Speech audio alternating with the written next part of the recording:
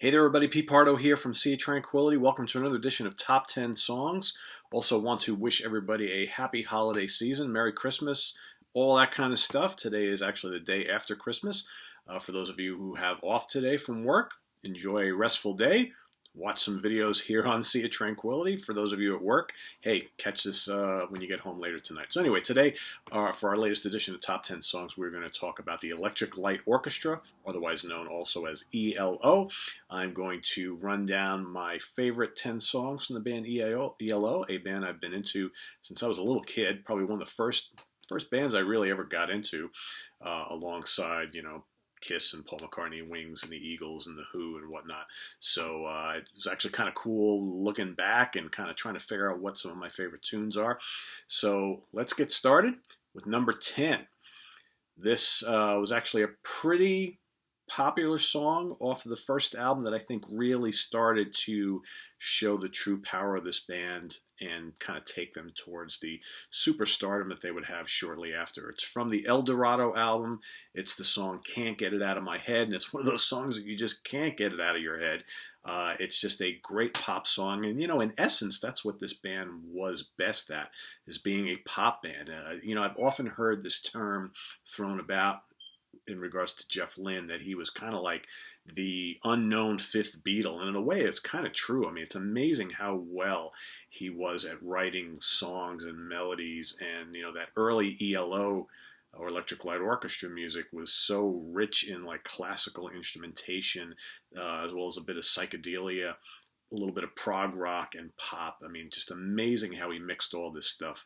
And those early albums are just so rich in just different textures and colors and just really amazing music. And Can't Get Out of My Head is just a wonderful orchestral pop tune. It's just so great. So that comes in at number 10 for me. Coming in at number 9, we're going back to their very, very first album, the self-titled Electric Light Orchestra album, the kickoff track 10538 Overture. Just such a powerful tune. And again, that kind of mix of classical, psych, and prog rock just ever present in those first two albums, which are really, really good and really, really different. For those of you who know more of the ELO hits from, the mid to late 70s into the early 80s, if you've never heard those first two ELO albums, it'd be a little bit of a shock for you because they're really, really different.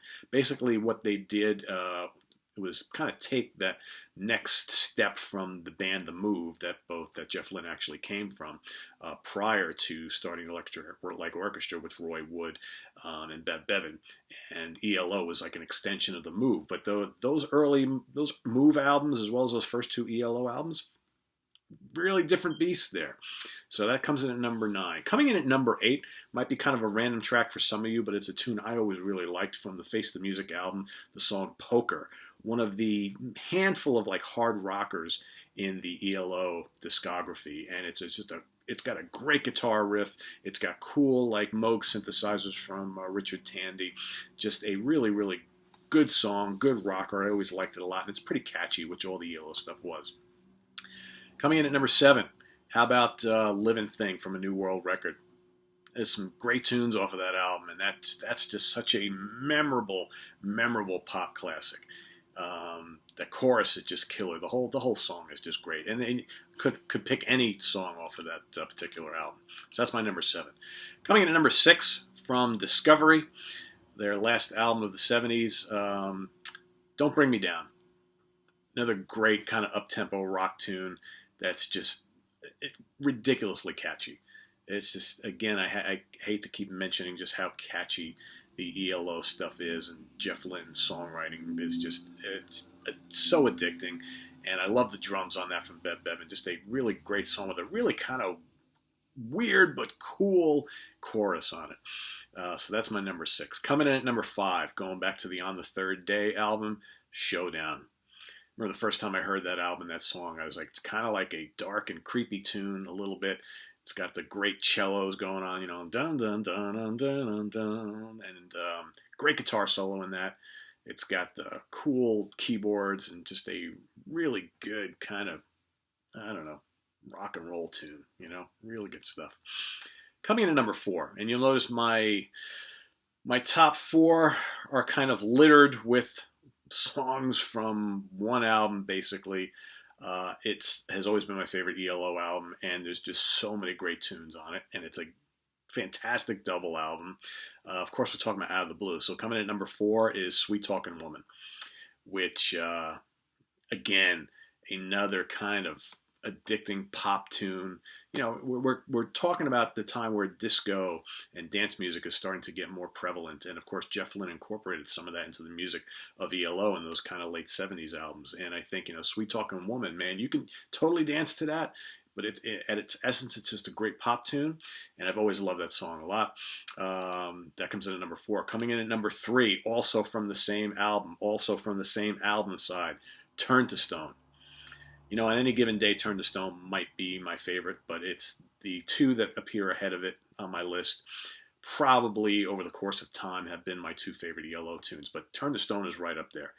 Definitely always in my top 3. And again, another instance of just masterful chorus.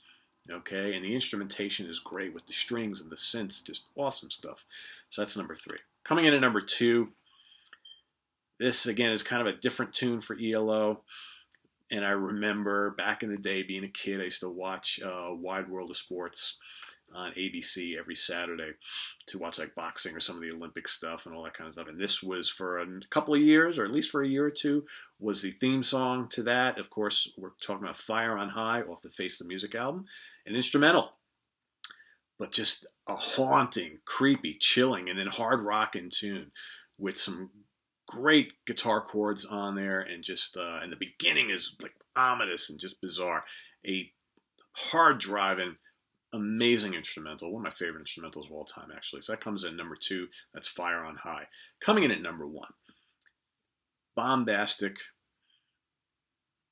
melodic, kind of proggy, but ultimately just epic sounding, Mr. Blue Sky, also off the Out of the Blue album. I think Mr. Blue Sky kind of encompasses all that Out of the Blue is and how great it is for me anyway. And there's so many great tracks on that album, but there's something about Mr. Blue Sky. It just kind of builds and builds and builds. It's just this great kind of pop rock song. And then the ending is just like cinematic and epic in scope, and just love it.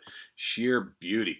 So that's my top 10. So I have a lot of honorable mentions. So why don't we kind of jump into those, right?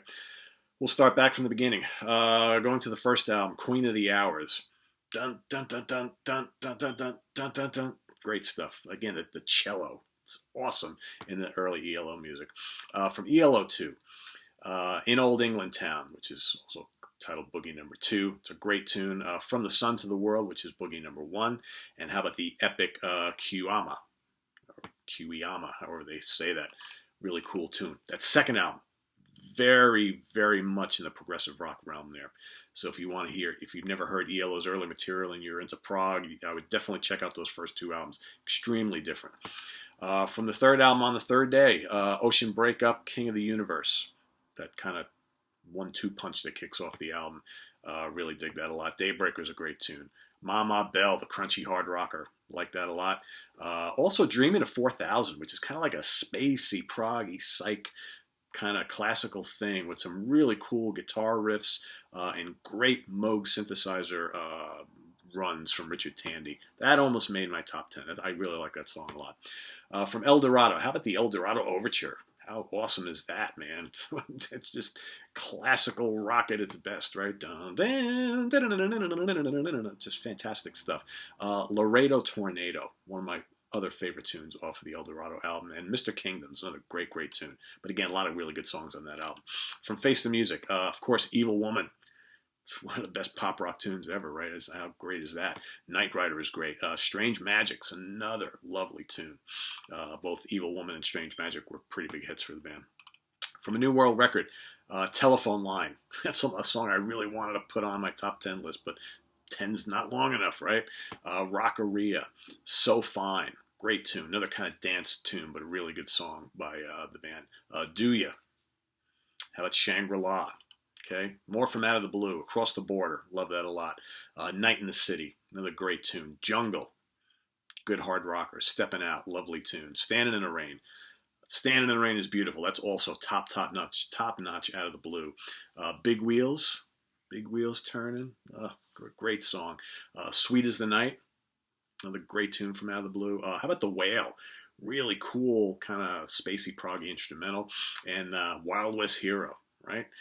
Also from Discovery, how about Shine a Little Love? Another kind of really cool, like kind of dance slash rocker from the band. The Diary of Horace Wimp. Like that a lot.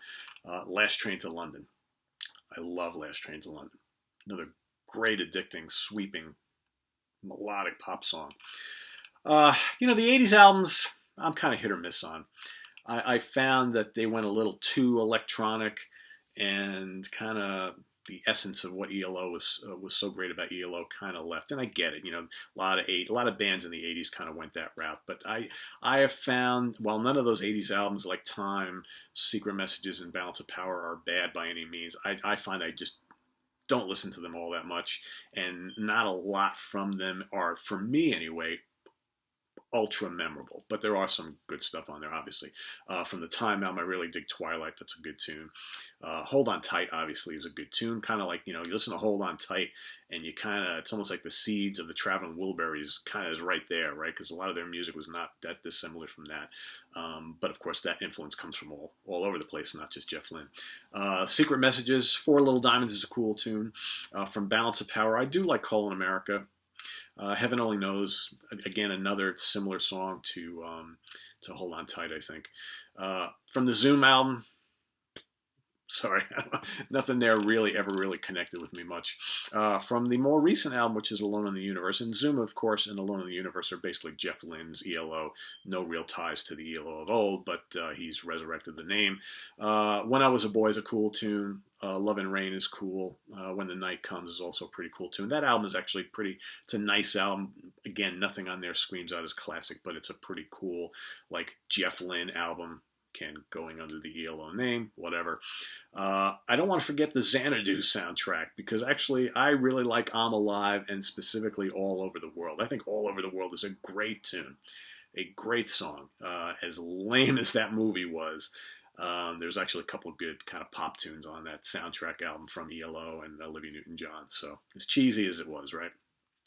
So let's run down my top 10 once again. So coming in at number 1, Mr. Blue Sky off of Out of the Blue. Coming in number 2, Fire on High from Face the Music. Number 3, Turn to Stone, also from Out of the Blue. Also from Out of the Blue at number 4, Sweettalking Woman. Showdown, number 5 from On the Third Day. Don't Bring Me Down from Discovery, number 6. Number 7, Living Thing from A New World Record. Number 8, Poker from Face the Music. Number 9, 105.38 Overture from the very first Electric Light Orchestra album. And coming in at number 10, rounding out my list, is Can't Get It Out of My Head by El Dorado. That's it. Go out and revisit your ELO albums, or Electric Light Orchestra albums, however you like to call them. Let me hear your top 10 in the comments and feedback below. Be interested to see what some of you pick. And make sure, while you're doing all that, visit us on the web at www.seatranquility.org. We're on Facebook, we're on Twitter, we're here on the mighty YouTube as often as possible. We got lots more shows coming up over the next couple days, so stay tuned. Check your email. You'll get all those updates as we post things. And while you're at it, visit us on the web at I just told you that. Visit us on Facebook. We're starting new polls every day. So if some of you like the music of 1975, we're doing album battles from 1975, probably for the next 2 weeks or so.